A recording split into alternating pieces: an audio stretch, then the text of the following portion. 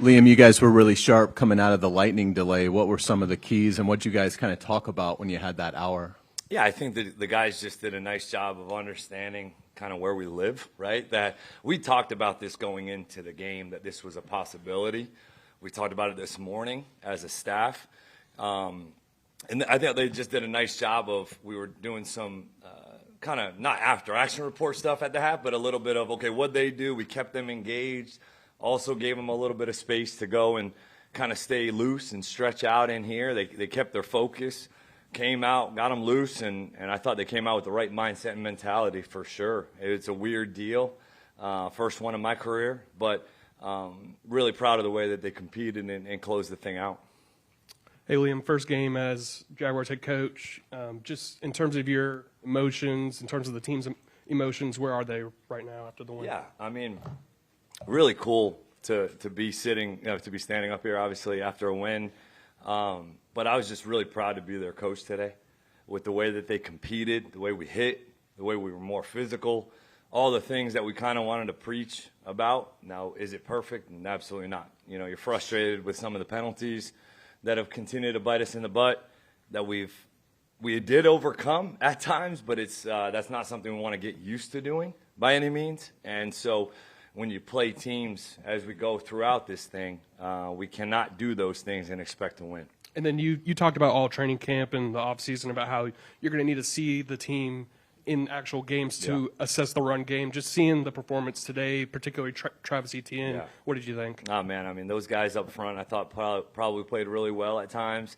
But, you know, the backed-up run that he makes, Strange comes across, gets a kick-out block, but there's a safety sitting in the hole that Travis just, you know, made a great move and broke loose. I mean, I thought you could feel him all day. You definitely felt him being having a little bit more burst maybe than other guys on the grass. He looked fresh. He looked fast.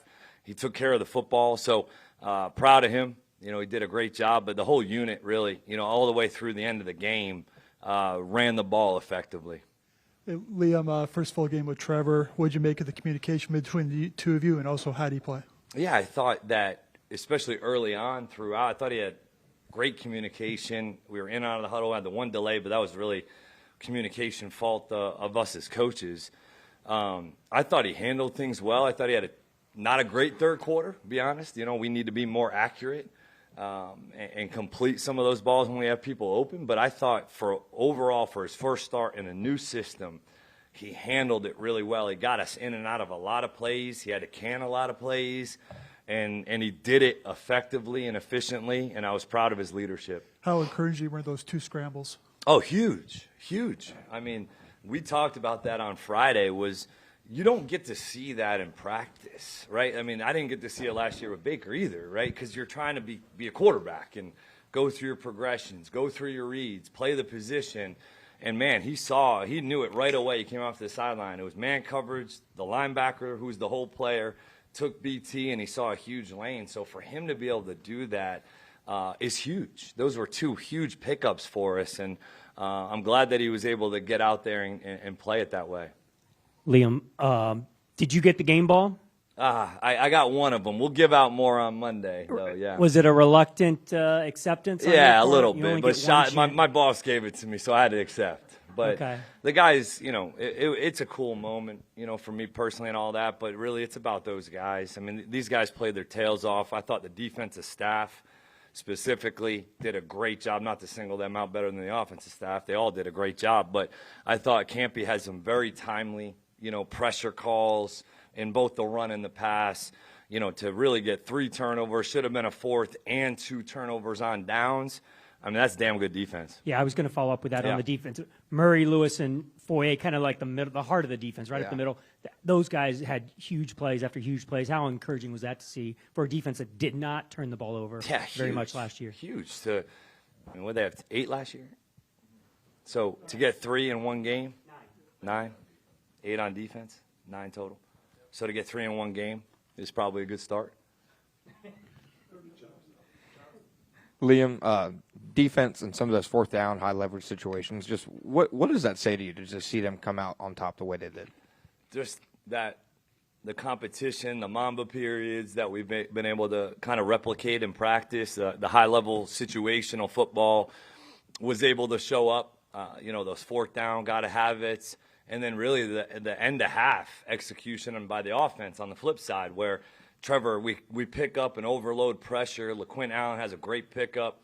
Trevor stands firm, throws the dagger to Diami. We get the timeout, kick the field goal. I mean, that's well executed, situational football. But the defense stepping up the way they did. I mean, the rush was getting home. We let them out a couple times too much for my liking, but we were affecting the quarterback. And then I think from the back end, those guys did a great job as well. And what kind of impression did you get from the offensive line and pass pro? It seemed like Trevor really wasn't affected much. Yeah, I really did feel like they were protecting their tails off. I mean, I didn't feel like he was under a ton of duress. It's not really Carolina's nature in terms of bringing much pressure, but I thought those guys did a nice job in protection. I didn't really chip much at all on either of those two tackles, so that was encouraging for sure. Coach, as you've been adjusting to the role of head coach and now that you've completed your first game, what aspects of the job have you found to be most surprising or most unexpected? Good one. Probably just the amount of scheduling that goes into it, right? I mean, that's why I have, Jay Kaiser's a great help of mine, and the Shane Waldron, Elizabeth Harrison, like just giving help with the scheduling and trying to take some of that stuff off my plate, because ultimately why Shad went this route was to try to keep the main thing, and I am a football coach, but that's part of the job. So a lot of the organization of it, I've got a great support staff helping me out, and that's been probably the biggest challenge. 4th and 1, you bring in Ed Oga, and how rewarding was that for you and the staff when you look back to last year and the last several years around here? 3rd and 1, 3rd and 2, 4th and 1. This team couldn't pick it up, and you played man football and got a first down. What was that like? That was huge. I mean, we definitely had a little bit of a conversation about that one kind of leading into the play, like just a few plays prior, just what our thought process was, and we did want to be aggressive in that moment and keep the offense out on the field and kind of challenge our team, challenge these guys. And they rose. They rose up to the challenge. We got the first. Keeps the offense on the grass, keeps the ball moving, keeps the clock moving, and that's momentum. Yeah. And we know in this game so much momentum, man, the swings and how do you handle them and manage them. And I thought those guys kept their cool and really handled those situational football really well in terms of getting those fourth downs. I mean, what do we have, 2 fourth downs that we went for and got? So, we'd like to be aggressive. That's kind of a mentality we'd like to have, but without being reckless. And I thought those guys handled it well. And your confidence putting a 7th rounder in, Allen Jr. immediately on 3rd down and what he was able to do? Oh, man, he had a great, like I just said, the pickup in the 2-minute drill was huge. He had J.C. Horn blitzing on a corner blitz, and that's a big dude coming and a good player. He stoned it, and he stoned it, allowed Trevor to pick up, step up in the pocket, make a great throw. He had a good 3rd down run as well on, I think it was like 3rd and 4, 3rd and 3. Where he had a nice run, which squirted in there for a first down. So to have all 4 of those backs contribute today, right? I mean, whether it shows up in the stat sheet as having all these yards, and obviously Etienne will get a lot of that praise, deservingly so. But I think that room in general, with Chad Morton as their coach, have done a phenomenal job getting better and improving all throughout this entire time since we've been here, really. And what'd you think of Travis Hunter's performance today? And is that kind of the way you guys want to use him going forward, mostly offense? No, I think that was game 1. I think that was week 1 where you missed 10 days or so, and there was some, a lot of different kind of coverage changes in the back end for us with some of their formations, adjustments. It was a lot that those guys had to handle defensively.